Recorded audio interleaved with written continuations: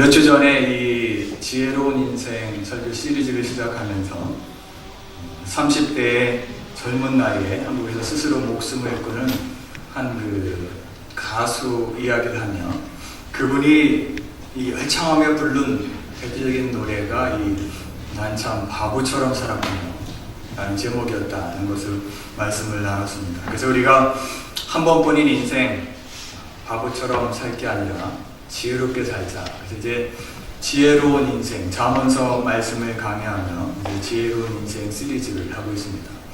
우리 옆에 분들하고 한번 인사하는데 지난주와 마찬가지로 지혜로운 신앙인이 됩시다.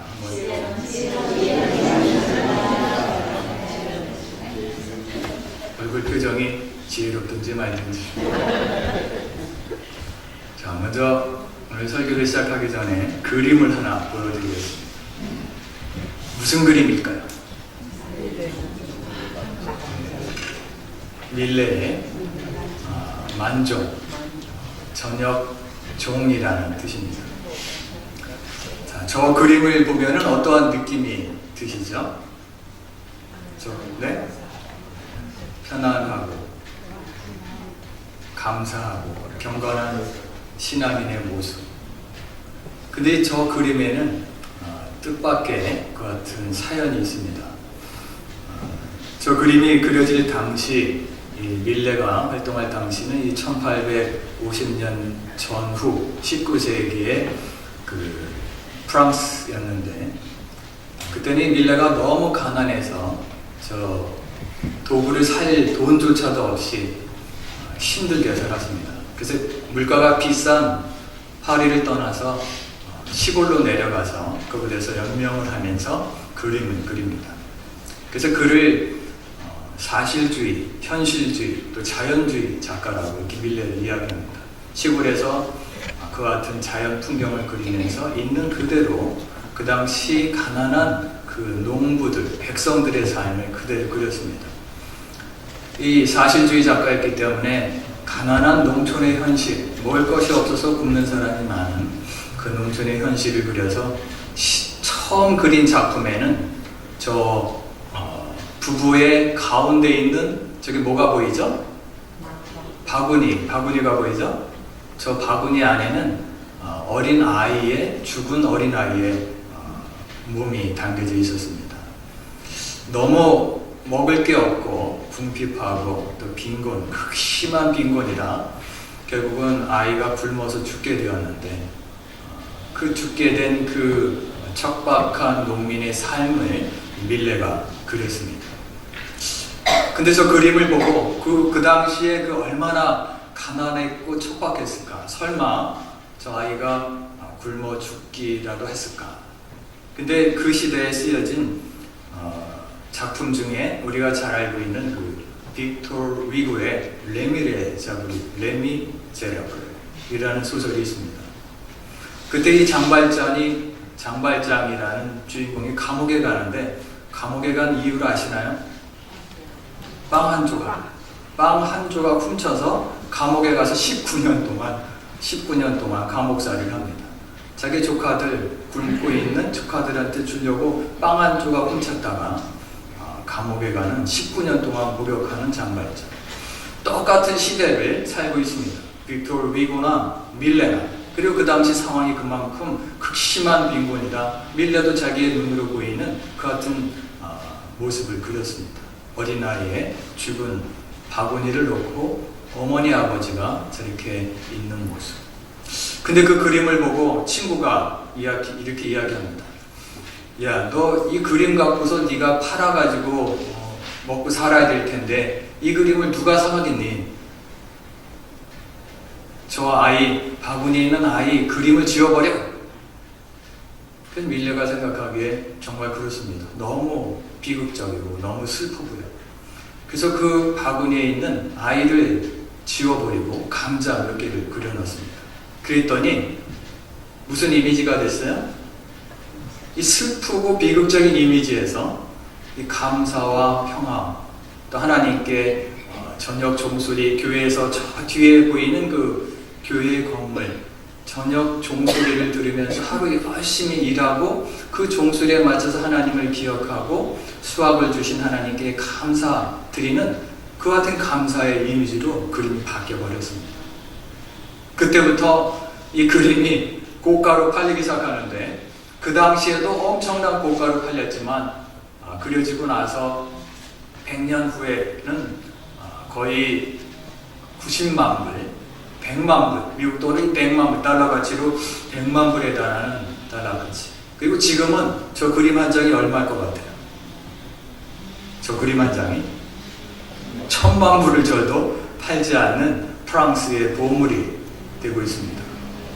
이 미술관에 가면은 오르쉐라는 이 프랑스의 미술관에 가면 그 저 밀레의 작품 하나를 보기 위해서 지금도 수많은 사람들이 매일매일 저 작품 하나를 보기 위해서 밀려들고 있다고 합니다.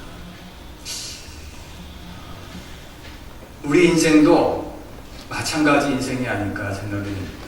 우리의 이미지를 좀 불평불만하는 이미지, 우리의 이미지를 하나님께 감사하는 우리의 삶으로 변화시킬 수만 있다면 우리도 저 만종의 밀레의 그림과 같이 값진 인생, 고귀한 인생, 잠언에서는 그걸 지혜로운 인생이다, 이런 인생으로 변화될 수가 있습니다.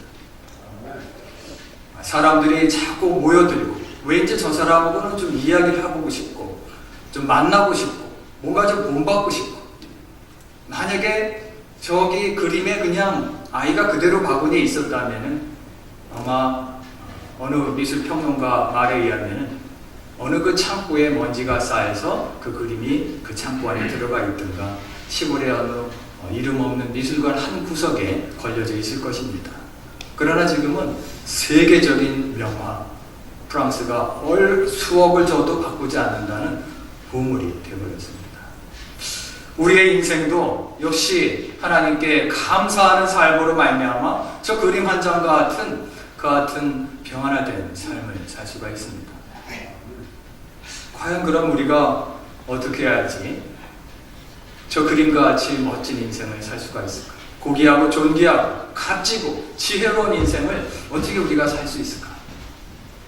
우리 한번 보겠습니다. 감사가 현실이 되는 삶, 그리고 이 감사의 열매로 풍성한 삶을 살기 위해서는 우리 첫 번째로 한번 같이 읽겠습니다. 시작. 또 예배를 드리겠습니다. 이제 감사의 말을 해야 되는데 우리 한번 아까 읽은 성경 본문 18장 20절, 지난주 본문이기도 한데 한번 같이 읽겠습니다.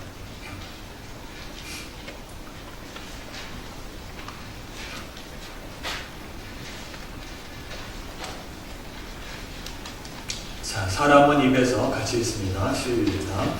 사람은 입에서 나오는 열매로 말미암아 배부르게 되나니 곧 그의 집에서 나는 것으로 말미암아 만족하게 되느니라.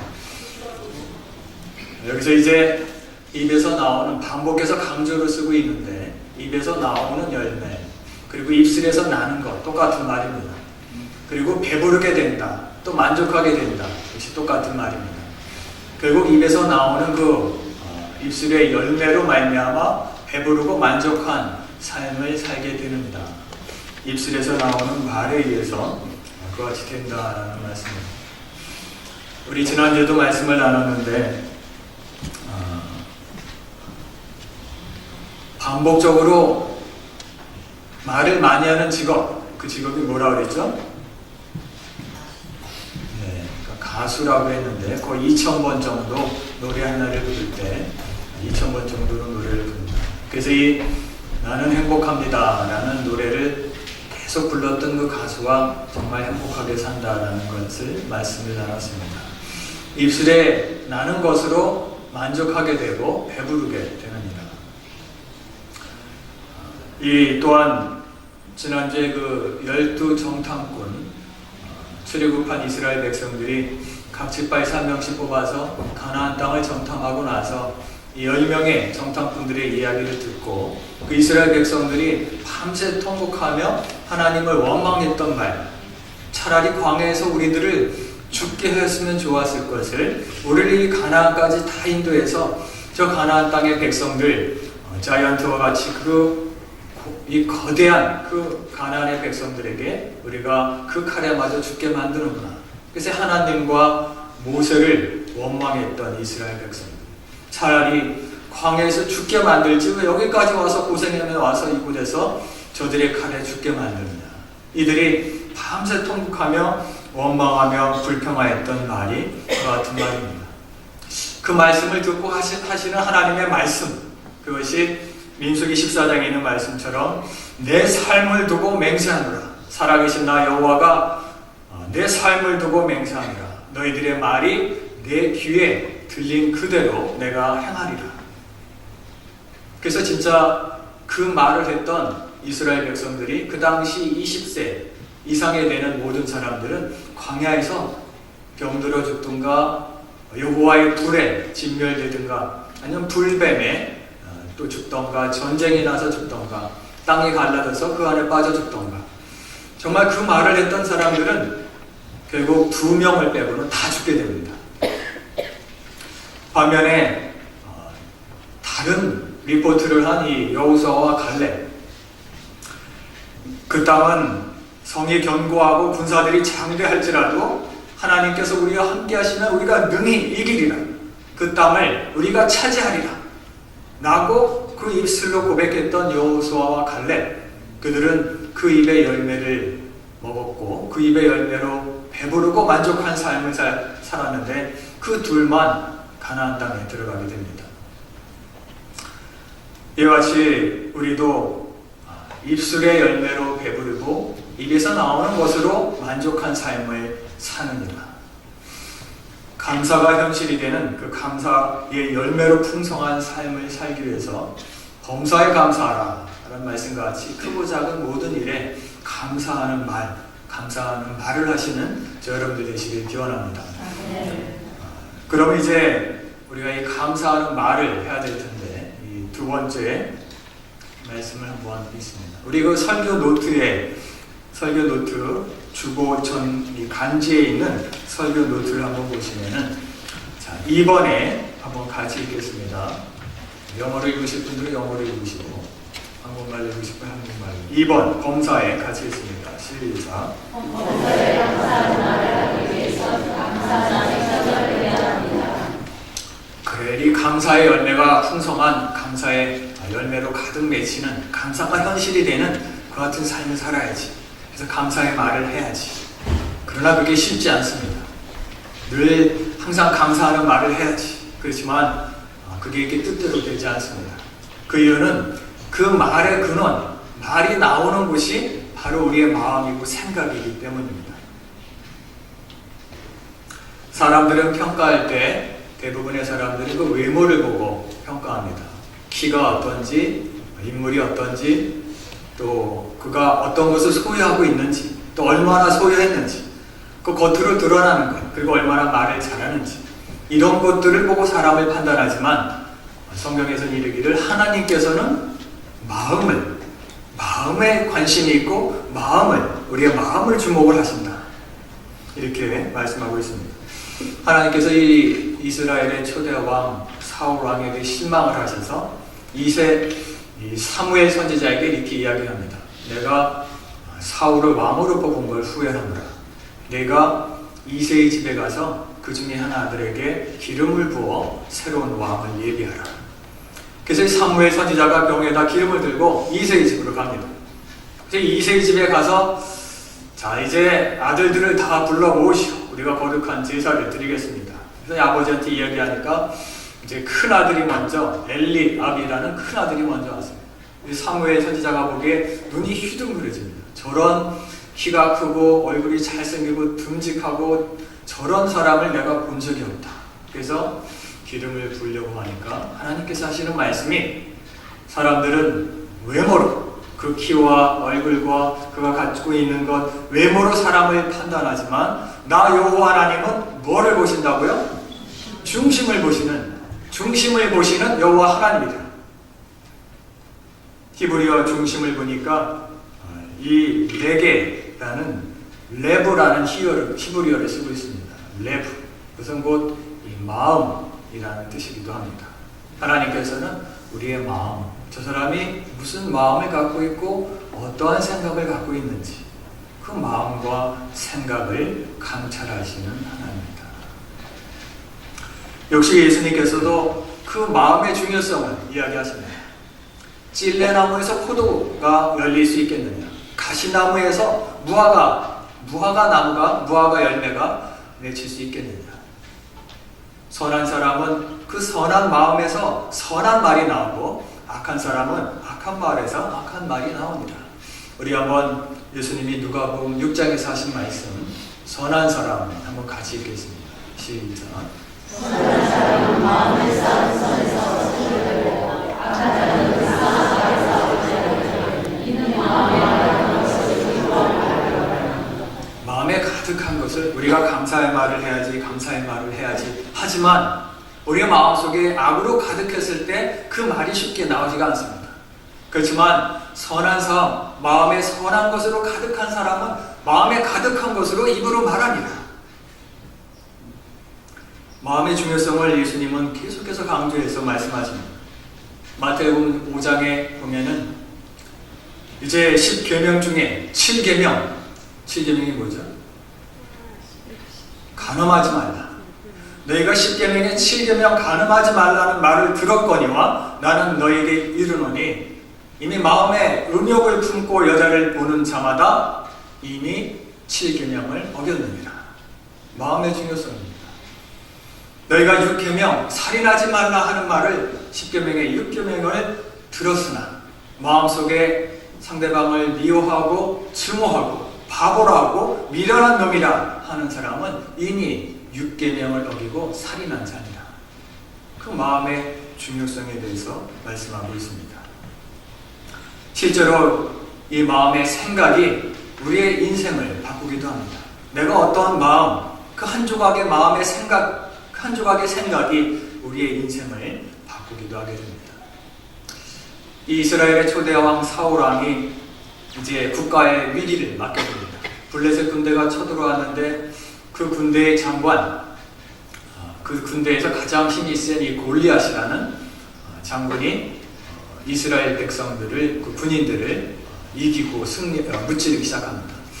이제 다윗이 그때 그 골리앗과의 전쟁에서 이기고 골리앗을 죽이고 나서 그리고 나서 많은 블레셋과의 전쟁에서 승리를 이끄는 그 지도자, 군대 지도자의 지위까지 올라가게 됩니다.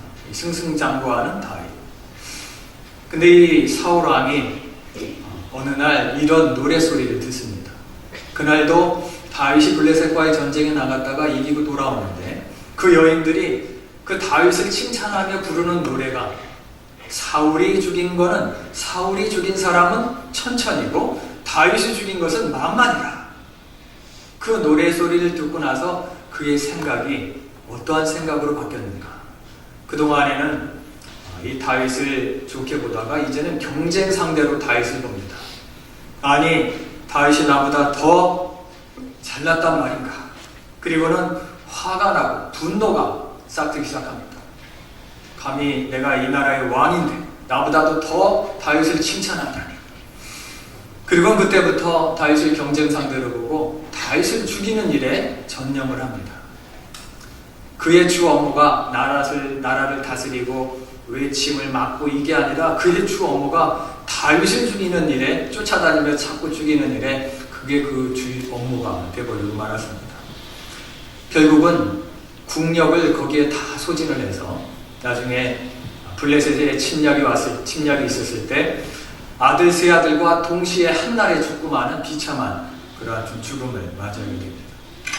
만약에 사울왕이 그때 이런 마음을 가졌다면, 나라가 이렇게 위태로울 때 저 다윗같이 훌륭한 인물을 우리에게 보내주시니 참 하나님 감사합니다.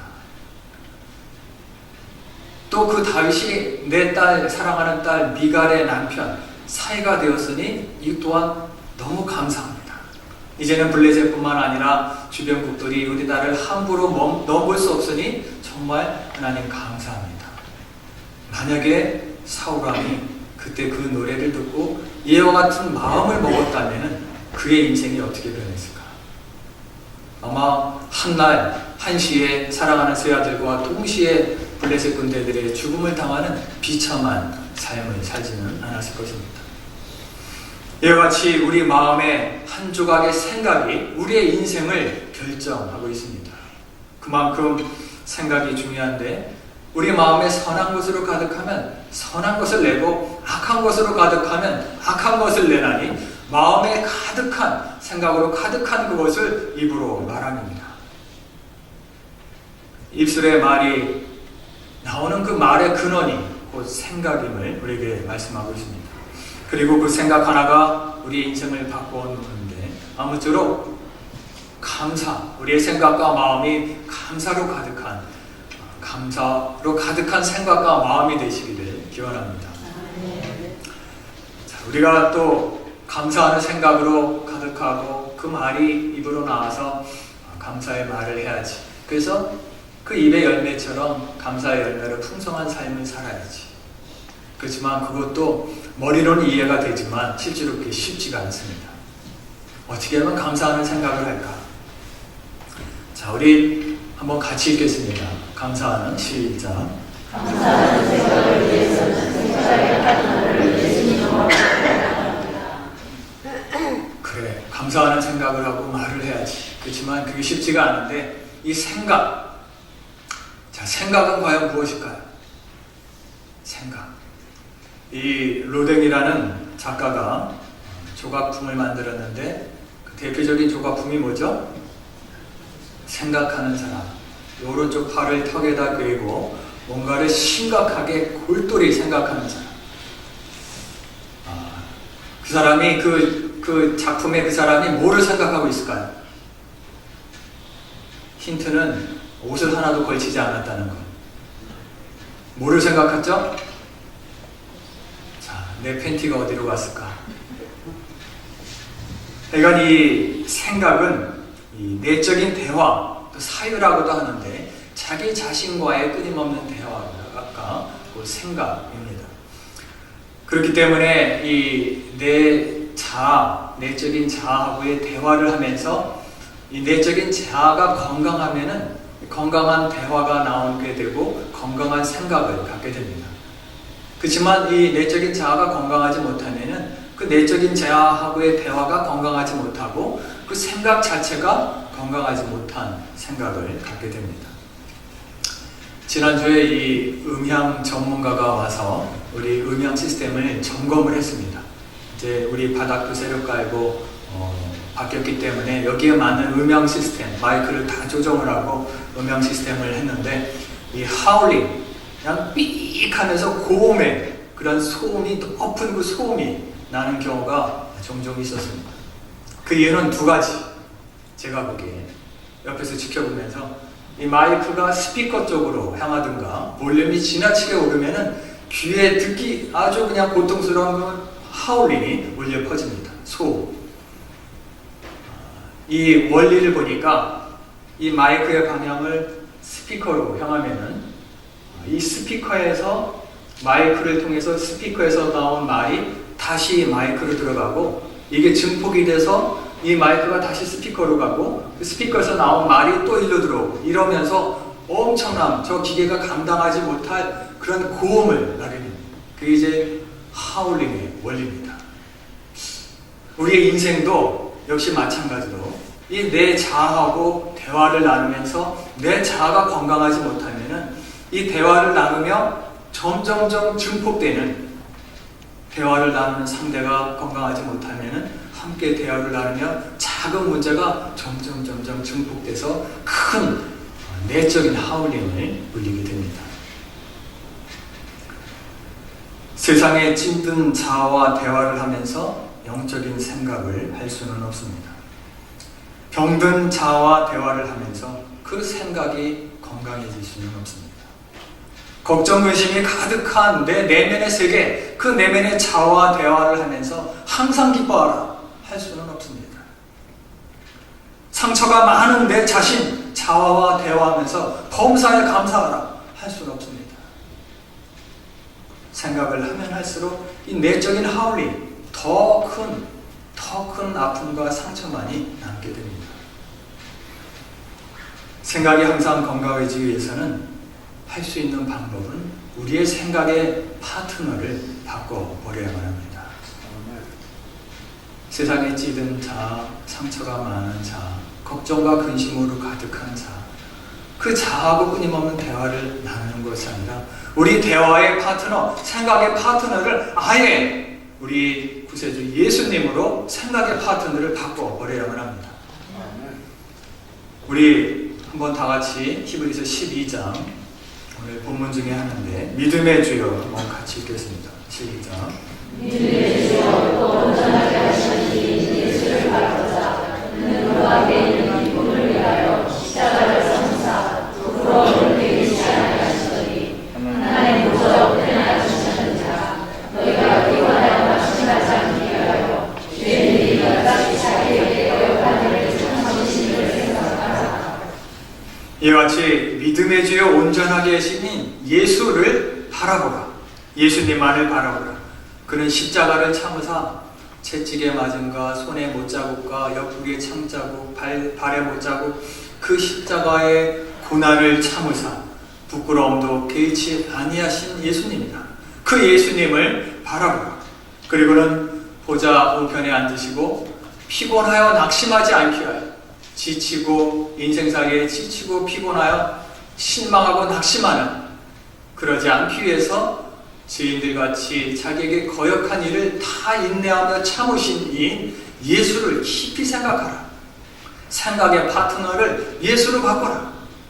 히브리서 3장 1절에도 역시 마찬가지로 예수를 깊이 생각하라. 우리 생각의 파트너를 예수님으로 바꿀 때 비로소 우리는 항상 기뻐하라. 모든 일에 감사하라. 라는 삶을 살 수가 있습니다. 이제 어느 신입사원의 예화를 들고 마치겠습니다. 한국에서 일어난 일인데 실제 일인데 취직이 힘든 세대입니다. 그래서 이 신앙심이 좋은 청년이 열심히 기도를 했습니다. 하나님 좋은 직장을 허락하시면은 내가 그 직장에 가서 복음을 전하고 직장 선교를 해서 요즘 기업 문화가 타락한 문화인데 그 문화를 바꾸겠습니다. 직장 선교를 하겠습니다. 그래서 이 젊은이가 결국 좋은 대기업의 좋은 직장에 취직을 했습니다. 그리고 이제 한참 다니는데 한국의 기업 문화 중에 하나가 이 회식 문화가 있습니다. 회식 자리에 가게 되는데 그날 이제 특별히 그 과회식인데 아주 높은 부장님이 그 자리에 왔어요. 그 이제 회식 자리가 식사를 다 하고 이제 회식 문화 전형적인 회식 문화처럼 막 술잔이 돕니다. 부장님이라는 높은 분이 그 술을 들고 이 청년 신입사원에게 술잔을 따라줍니다. 그때 이 젊은이는 그 부장님에게 저는 교회 다니는 사람이고 예수를 믿는 사람입니다. 저는 술을 못합니다. 거절을 했습니다. 근데 그 자리에 있던 그 과장, 그 과의 최고 높은 과장이 그만 그 젊은이의 뺨을 때리고 말았어요. 자, 하울링, 내적인 하울링이 심한 사람은 과연 어떠했을까? 뺨을 맞고 이 많은 사람들 앞에서 나를 이같이 모욕을 주다니 도저히 참을 수가 없다. 분노가 막 폭발할 것 같은 분노. 이 복수를 내가 어떻게 해야지? 증오심에 가득해서 복수할 방법을 찾을 것입니다. 내적 하울링 현상. 그러나 이 젊은이는 그 정도는 아니었지만 그 당한 수모를 생각하면 너무 고통스러웠습니다. 저 많은 사람들이 보는 앞에서 이 같은 모욕을 당하다니. 그 다음날 집으로 돌아와서 그 다음날 출근을 하지 않았고 너무 고통스러워 이제 기도원에 올라갑니다. 기도원에 올라가서 기도할 때 예수님의 음성을 듣습니다. 내가 직장 선교한다고 그러지 않았니? 그곳에 가서 예수 복음을 전하고 예수님을 전한다고 하지 않았니? 네가 직장 선교한다고 하면서 그 정도 아픔 가지고 뺨 한 대 맞았다고 그렇게 고통스러워하느냐?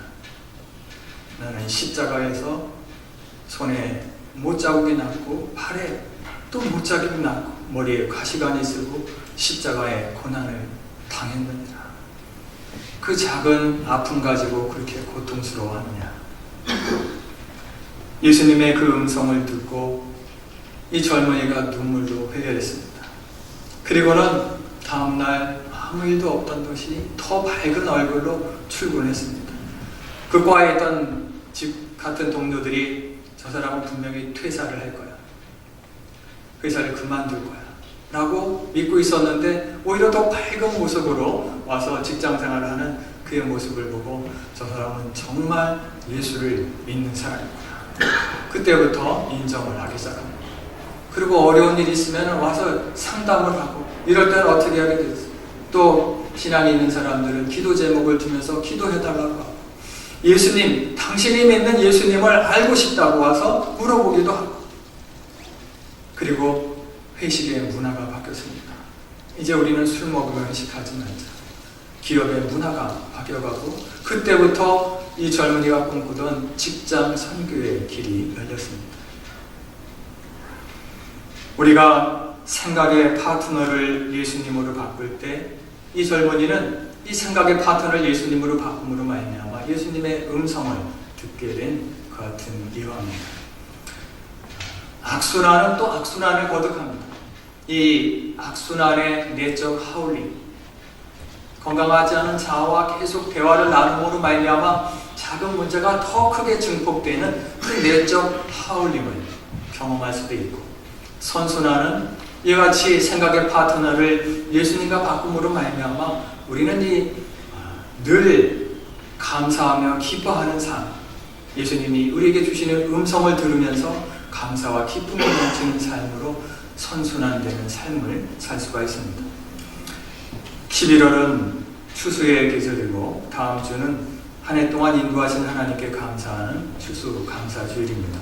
아무쪼록 여러분들은 이와 같이 생각의 파트너를 내 자아에서 예수님께 바꿈으로 말미암아 우리의 생각이 늘 감사로 가득한 생각, 그리고 그 마음에 있는 것이 입으로 내놓으니까 나오는 말마다 감사로 충만한 말, 그리고 나서 그 입술의 열매, 그 입술의 열매로 배부르고 그 입술의 열매로 만족하리라.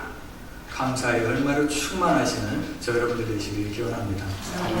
오늘 말씀을 생각하며 다시 한번 결단하는 기도 시간을